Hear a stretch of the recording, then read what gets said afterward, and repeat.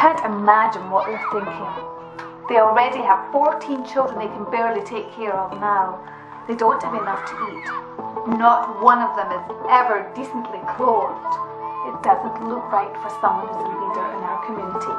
My goodness, with all the overpopulation in this world, you'd think they'd have more sense. It's obvious. The only appropriate thing to do in this situation is for her to have an abortion.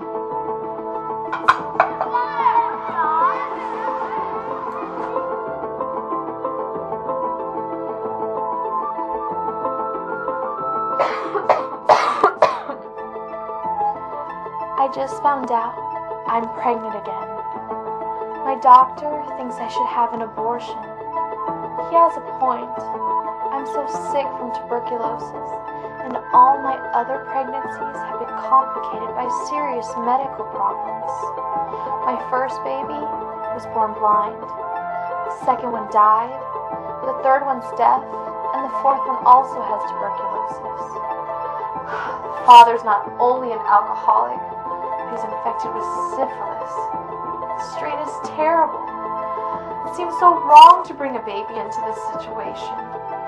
Maybe having an abortion would be the best thing to do.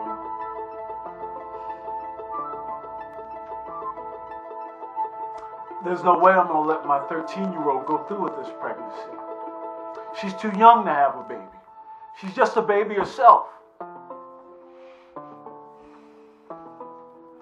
She was raped. My baby girl was raped by a white man. I won't let her go through life not being able to say who the father is. I'm not going to let her be hurt by the nasty things people will say. What kind of life would that be for her or for the child? I'm not going to let her be reminded of that awful day every time she looks in that kid's face. Besides, children of mixed races are rejected by both cultures. Of course I want her to have an abortion.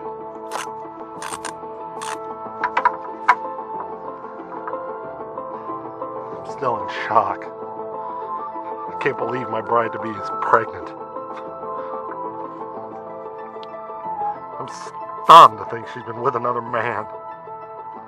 And how can I marry her now? But I love her. Still, the scandal will ruin us. Even if people could be convinced the baby was mine, how could I raise someone else's child? I'd always see him as a symbol of her unfaithfulness to me. No. The only thing for me to do is convince her to have an abortion. Nobody would know. And then maybe we could start over. Try to rebuild some trust between us. And not with somebody else's kid in my house. It's asking too much. She'll just have to see it that way. If she won't, I don't know how I'll stand it, but I'll have to leave her. I don't have any other choice.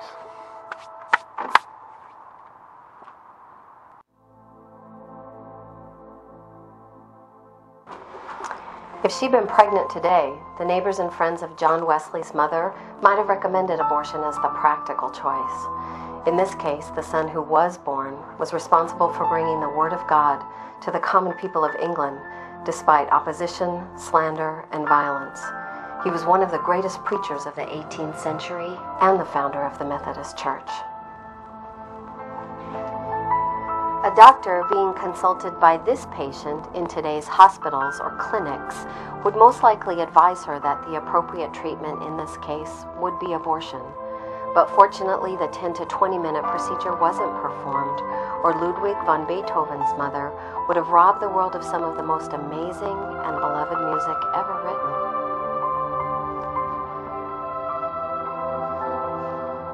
Many people believe in the case of rape or incest that abortion is preferred to birth because they believe it will be less traumatic for the mother. The truth is, however, abortion inflicts further psychological damage on the woman. It actually increases her feelings of being a victim who, in turn, has victimized someone else. In this case, the child aborted would have been the fantastic gospel and blues singer, Ethel Waters. Mary, the mother of Jesus, was pregnant by someone other than her fiancé. In that same situation today, Joseph, the man she was to marry, would probably have had the support of family and community for demanding that Mary have an abortion. She and Joseph faced public ridicule and even ostracism for it. What if Joseph and Mary had decided their reputations were more valuable than the life of their baby?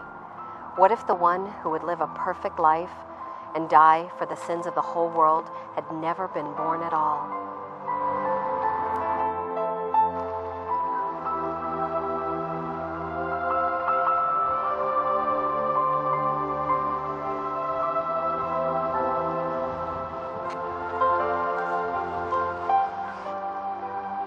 Every single day in the United States of America, 4,000 innocent lives are ended through abortion. Who and what have we lost?